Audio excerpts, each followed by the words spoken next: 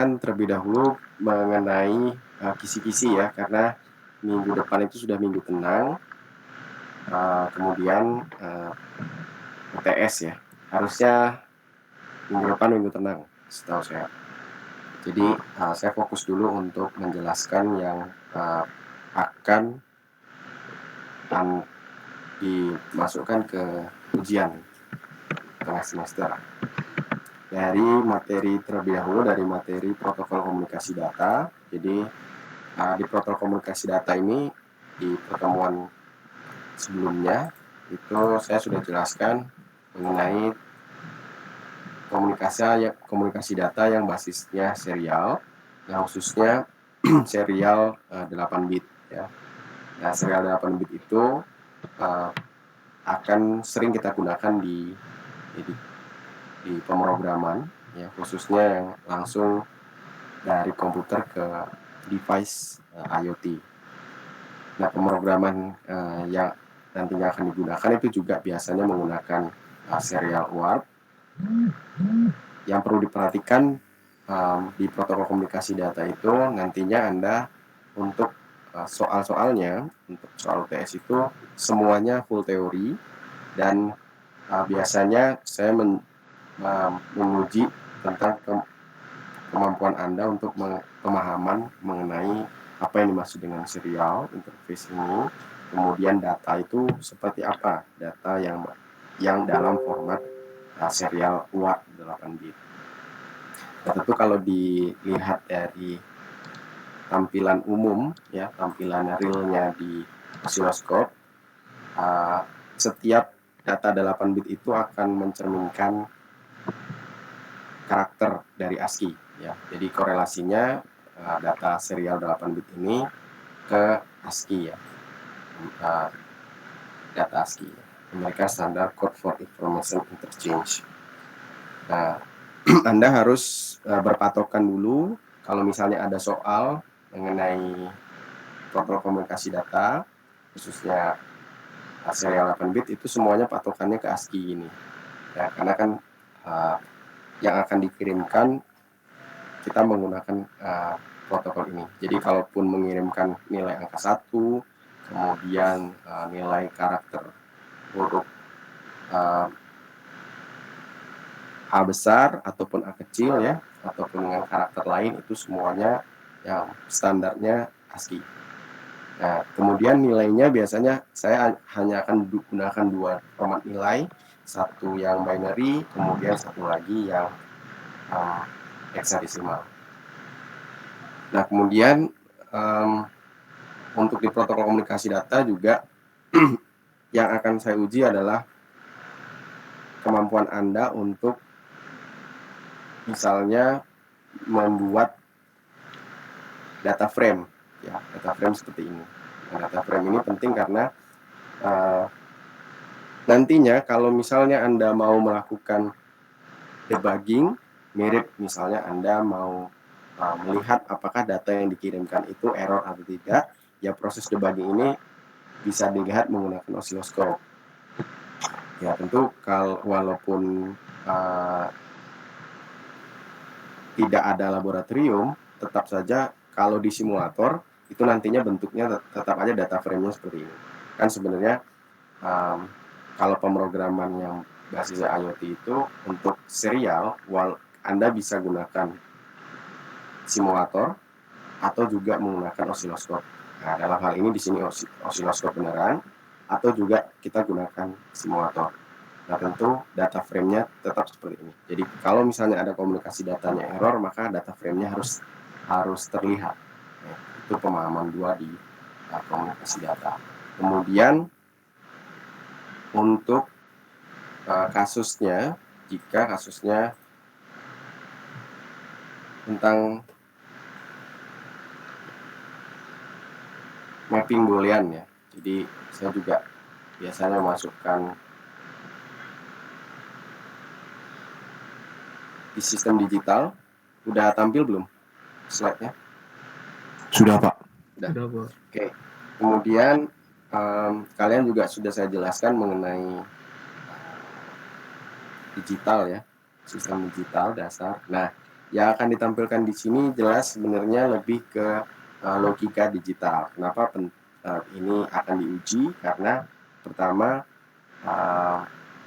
rangkaian digital itu pasti dipakai di IoT pada umumnya.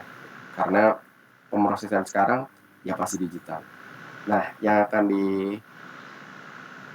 diuji itu saya pasti menguji tentang binary, kemudian hexadesimal, ini dasar, pasti teoretikalnya.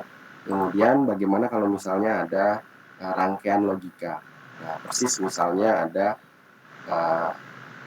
persamaan boolean seperti ini, bisa jadi nanti misalnya soalnya itu persamaan boolean seperti ini, F sama dengan A di-NAND-kan dengan B, A NAND B, kemudian di-OR-kan dengan hasil dari C di-AND-kan dengan B.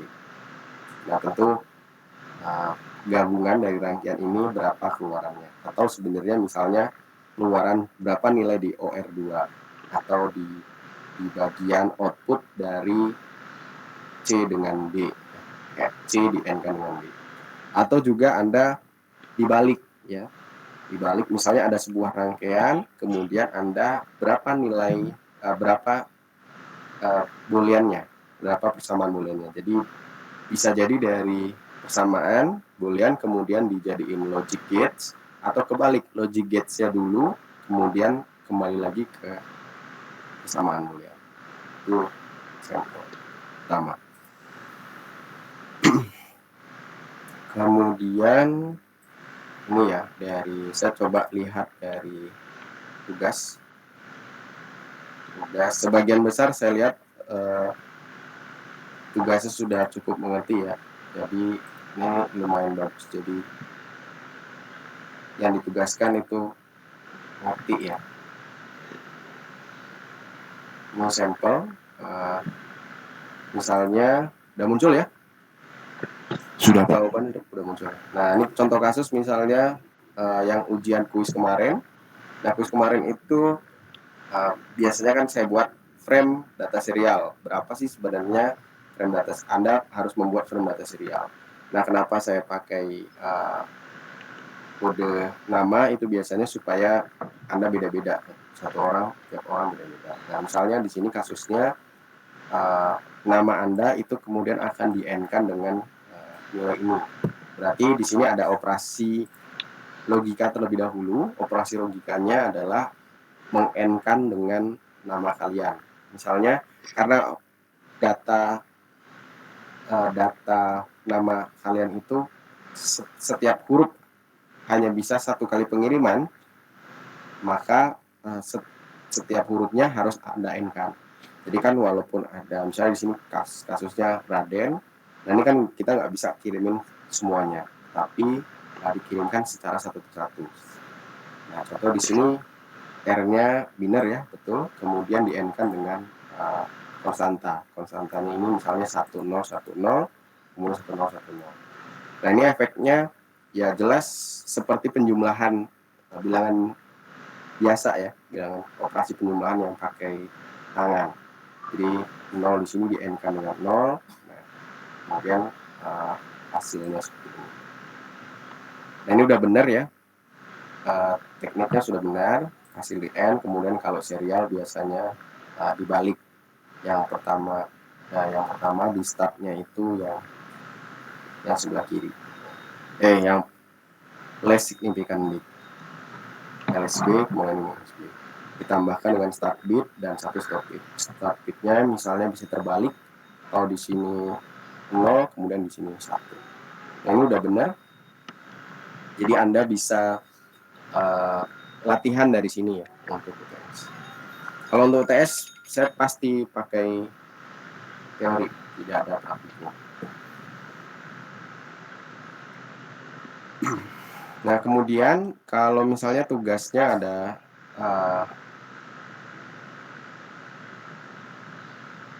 seperti ini ya untuk boolean.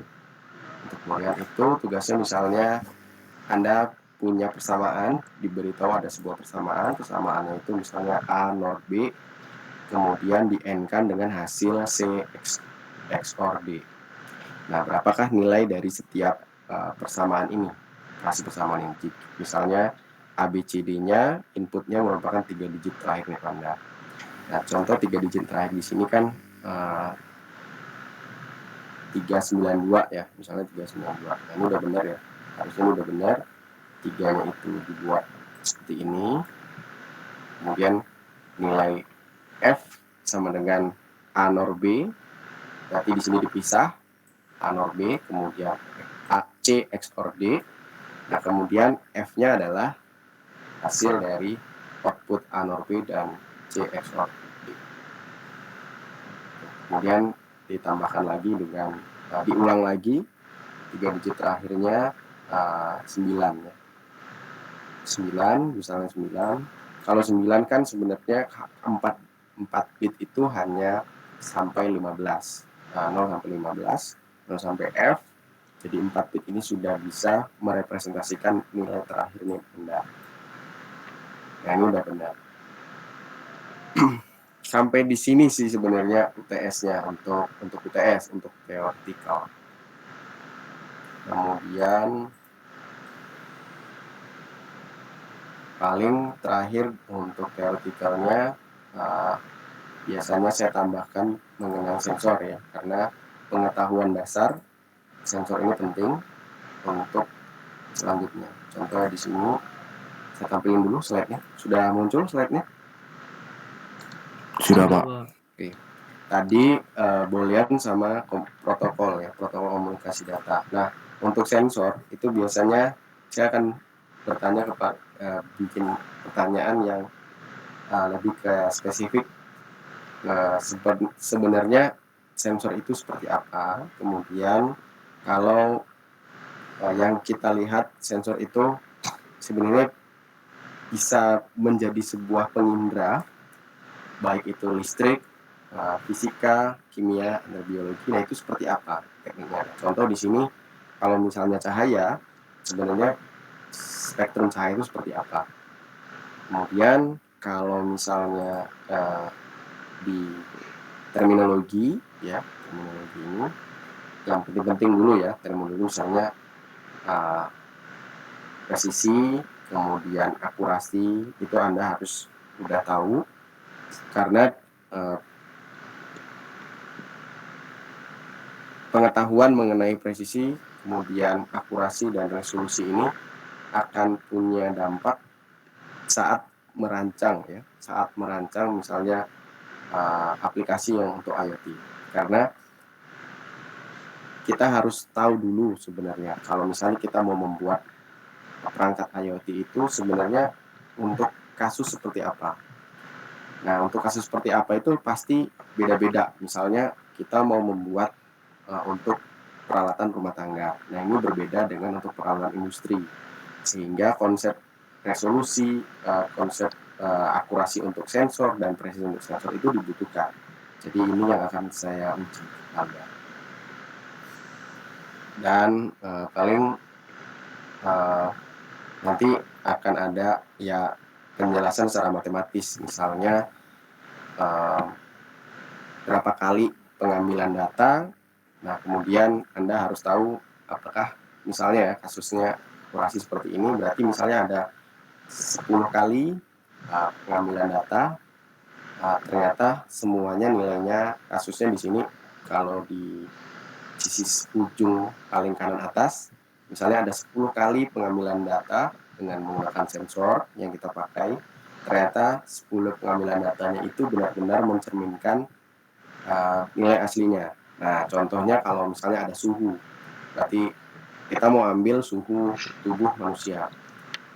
Sensor yang kita develop itu kan belum diketahui apakah akurasinya tinggi atau tidak. Nah, sebenarnya sudah ada misalnya sensor yang lebih klasik atau sensor yang dijadikan acuan yang memang sudah punya standar. Nah, contohnya tubuh manusia misalnya 35-36.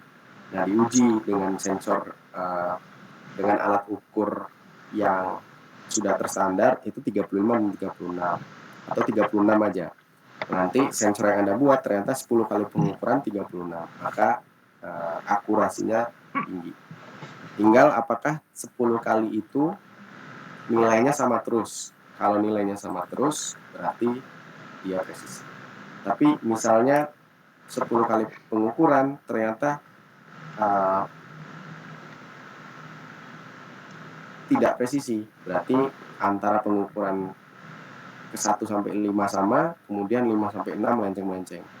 Berarti ini ada di sini. Misalnya 36, ya 36, tapi di beberapa titik dia ada 35-nya. Nah, itu kan atau 35,5. Nah, ini tidak presisi. Ada pertanyaan dulu nggak untuk visi untuk UAS? UTS, sorry ya. Visi untuk UTS.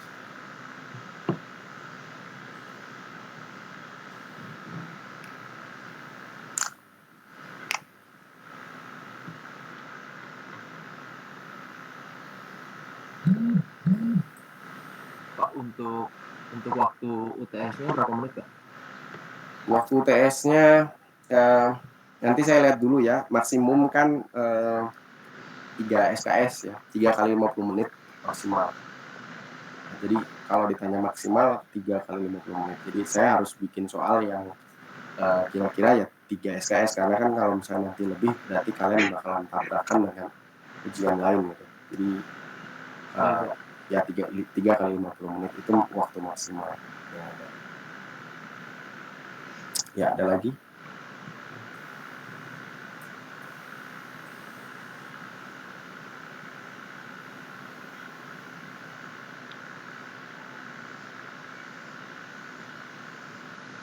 Oh iya Pak, mau nanya lagi Pak. Ya. UTS-nya minggu berapa ya Pak? Nah, UTS ini sampai sekarang saya belum dapat jadwal minggu pertama atau minggu kedua, tapi saya mungkin akan minta minggu pertama. Jadi biasanya ini mungkin ada lebaran ya, jadi belum dapat jadwal dari prodi. Tapi saya minta ke minggu pertama. Biasanya saya mintanya minggu pertama.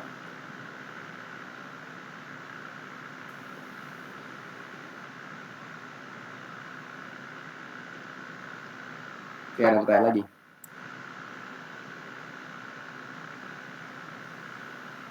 Untuk teknis UTS-nya seperti apa, Pak? Teknis UTS jelas seperti halnya kuis ya. Jadi Anda harus upload jawaban setelah pakai tulis tangan gitu ya. Jadi soalnya kan soal teori semua. Jadi tidak ada lah, seharusnya saya tidak akan bikin soal yang lebih ke arah tulisan ya, tapi lebih ke bukan IC gitu, tapi ya perhitungan matematis lah. Harus tulis tangan, Pak? Ya sebenarnya bebas, Anda mau pakai komputer juga nggak apa-apa, tapi bakalan jauh lebih lama seharusnya, jauh lebih memakan waktu pakai komputer. Tapi kalau mau dipakai komputer ya nggak ada masalah. Baik, Pak. Ya intinya yang diupload nanti PDF gitu ya, PDF aja, persis kayak kuis. Baik, Pak. Ya, ada lagi.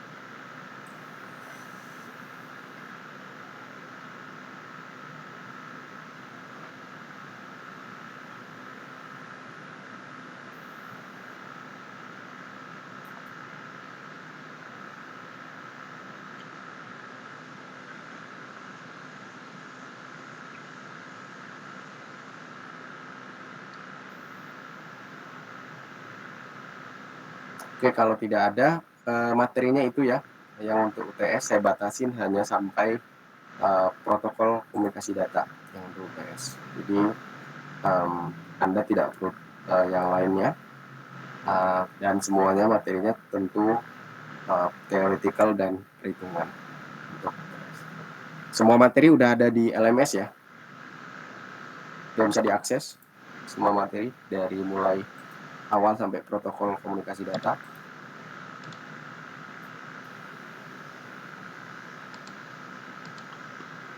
Udah. Baik Pak.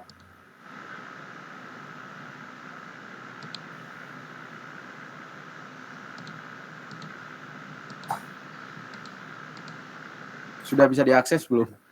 Materinya? Sudah, Pak. Materi Sudah. Sudah. Oke, kalau udah gitu aja.